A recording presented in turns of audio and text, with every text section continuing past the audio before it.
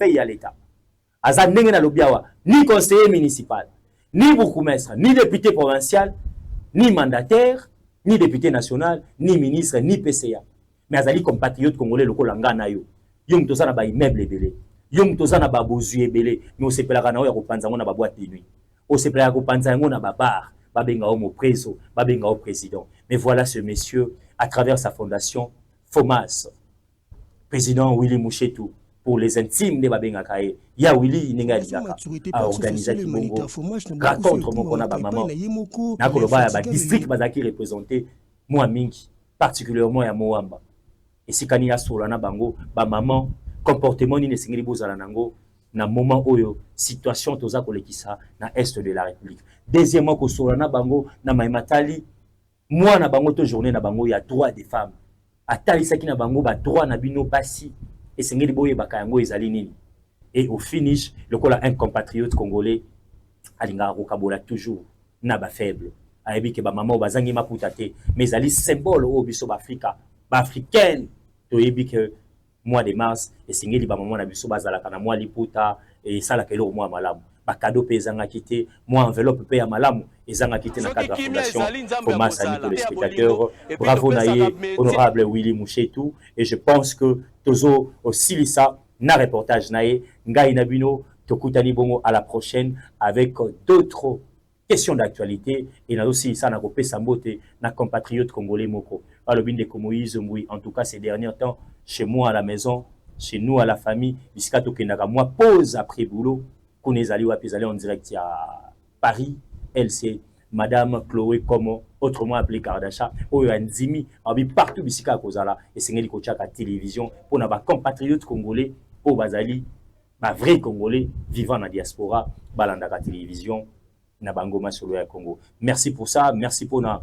information nyonso ACP la pesa na biso, il y a situation exacte au bandeko bazo vivre na France, bazo vivre na Paris concernant évolution de la situation ya est de la République. Alors bien ngande ko Moïse oui, incessamment tokoya tokoma na Kinshasa pour na kolakisa pe ba compatriotes congolais mususu que tolongwa ki Kinshasa depuis je crois 2012-2013, il y a pas mbaté. Donc d'abord pour faire nos études au komisango makasi kozaba connaissance et kozonga na mboka pour na apporter développement. Je pense que tanga kozonga wa ba caméra ya Masolo Congo Télévision et ko talisa nabino qui est madame Chloé Kardashian comme ou ali na souci si quoi ko sala ba entreprise ya ko sala ba école ya ko sala ba orphelinat et pourquoi pas biloko ya minene na mboka na ye moko atangi ya sisi abandi ko sala abifona ko investir na mboka bino ba compatriotes congolais 30 ans 40 ans na mboka abatu. Ah oui, comme un bon ya Western Union de Kindaka, ils ont akilandaka okuna, totekaka lopango pona yo.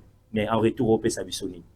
Merci amis téléspectateurs, tokabwana vidéo ya ndeko na biso Willy Mouchetou, autrement appelé Ya Willy. Et bon tokutani na bino prochainement avec d'autres numéros. Il y a actualité commentée nandeko Moïse Mboui. Butka malamu banda kwa bino wa.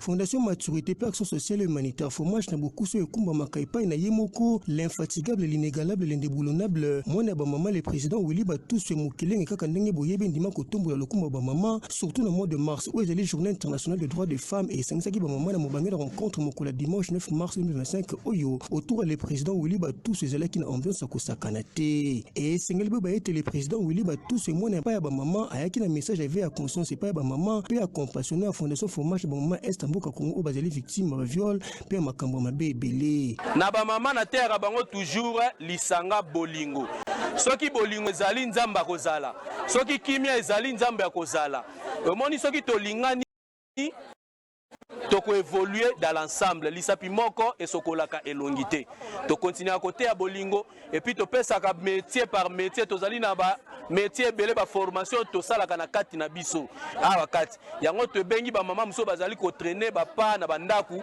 baya balongola ba stress balongola ba makanisa ko vanda ka bongo bazali na motuya na société to dédiaki lo sambo na ba mama ya est parce que zali moi na bango moi to fêter zali te parce que ba mama bazali violer na est ba mama ba iko boma bango ba jeune fille kutu kolobate kelasi yango ekatani kuna pasi eleki tozali ko compatir na bango bandeko na biso est tozana bino elongo to kanisa bino pe pona ko